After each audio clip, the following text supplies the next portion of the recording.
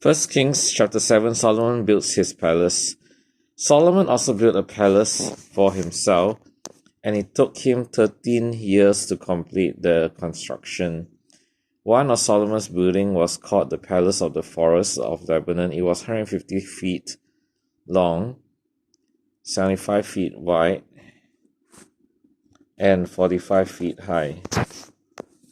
There were 4 rows of cedar pillars, and great cedar beams rested on the pillars.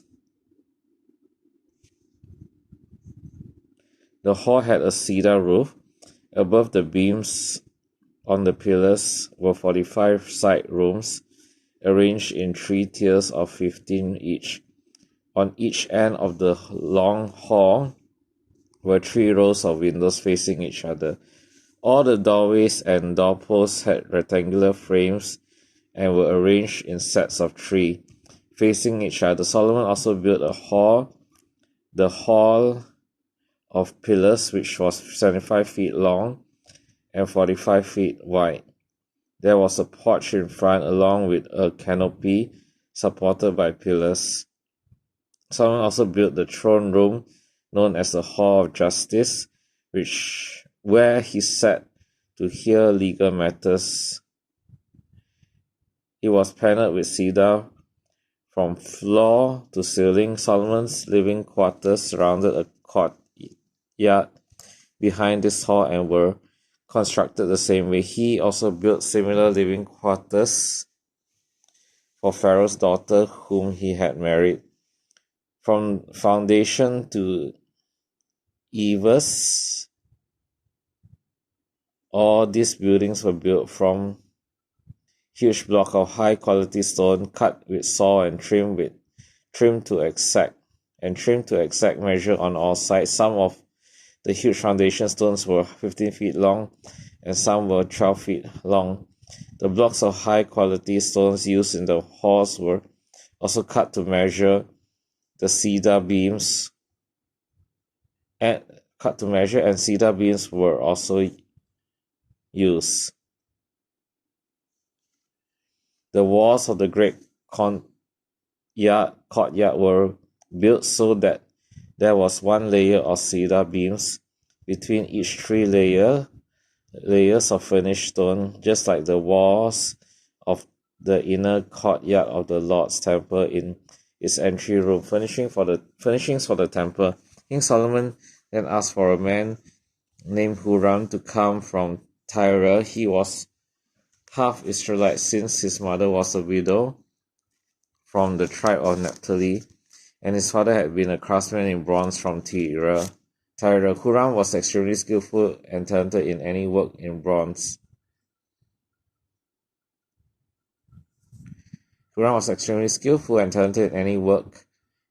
He came to do all the metal work of King Solomon. Huram cast 2 bronze pillars, each 27 feet tall and 18 feet in circumference. For the tops of the pillars, he cast bronze capitals, each 7.5 feet tall.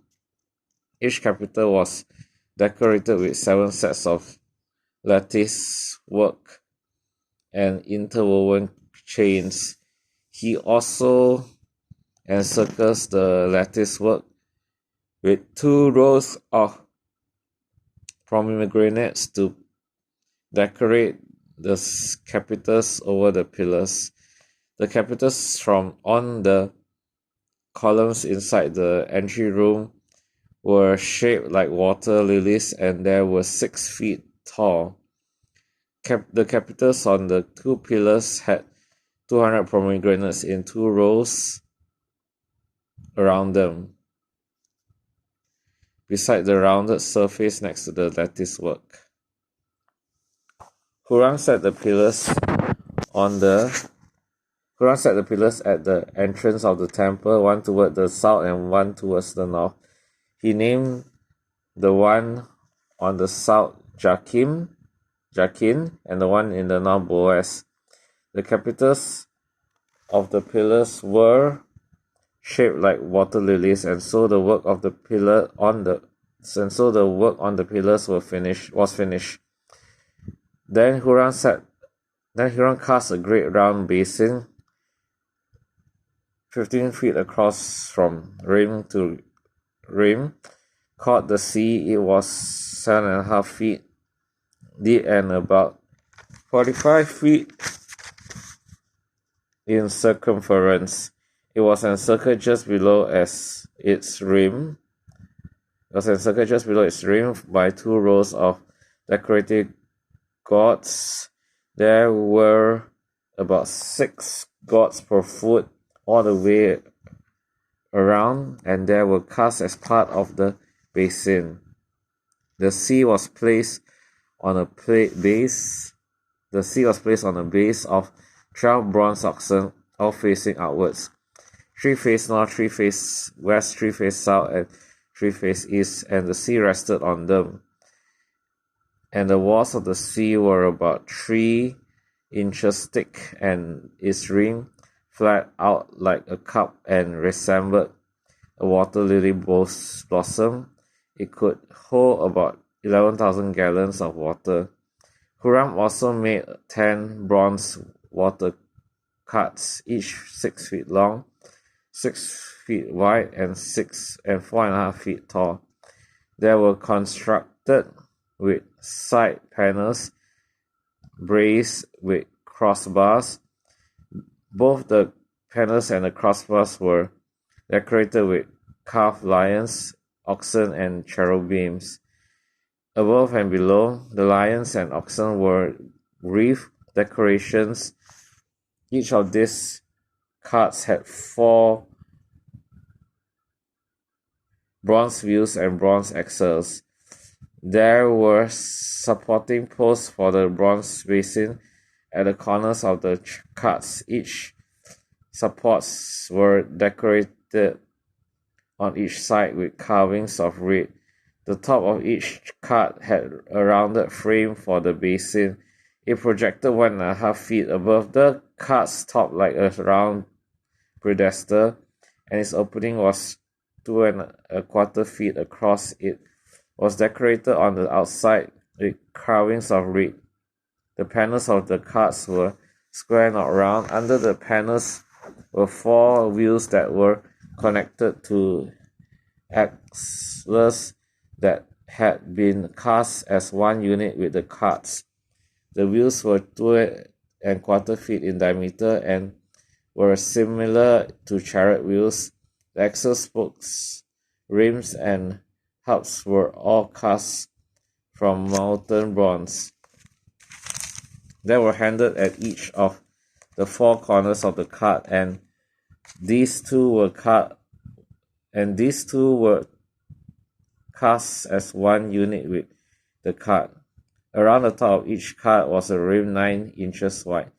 The corners supported the side panels were cast as one unit with the cart. Carvings of cherubims, lions, and palm trees decorated the panels and corners supports.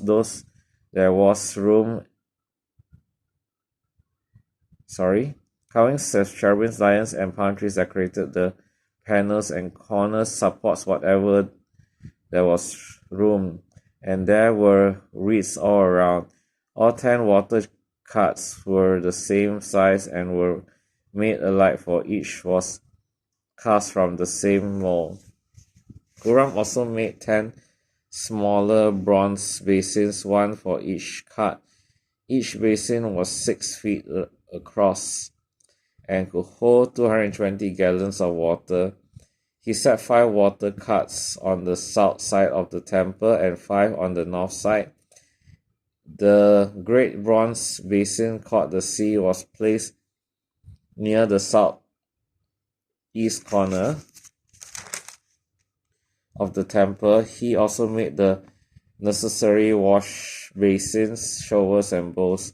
So at last Huram completed everything King Solomon had assigned him to make for the temple of the Lord. The 2 pillars, the 2 bow-shaped capitals on the top of the pillars, the two network of interwoven chains that decorated the capitals, the 400 pomegranates that hung from the chains on the capitals, 2 rows of pomegranate for each of the chain networks that decorated the capitals on top of the pillars, the 10 water carts holding the 10 basins, the sea and the 12 oxen under it, the ash buckets, the showers, and the bowls. Huram made all these things of burnished bronze for the temple of the Lord, just as King Solomon had directed. The king had them cast in clay molds in the Jordan Valley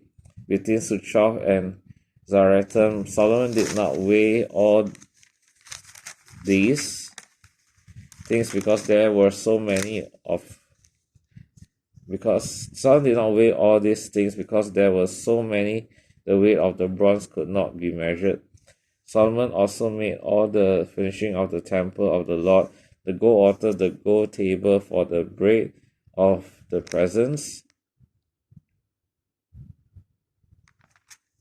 the lampstand of solid gold, 5 on the south and 5 on the north, and 4 the lampstand of solid gold, 5 on the south and 5 on the north in front of the most holy place, the flower decorations, lamps and tongs, all of gold, the small bowls, lamp snuffers, bowls, ladders, and incense burners, all of solid gold, the doors from the entrance to the most holy place, and the main room of the temple with their fronts overlaid with gold.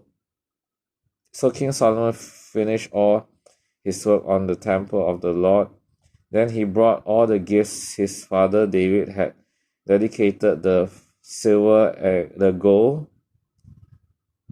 Then he brought all the gifts his father David had dedicated, the silver and the gold, the gold, and the various articles, and he stored them in the treasuries of the Lord's temple. This is the word of God.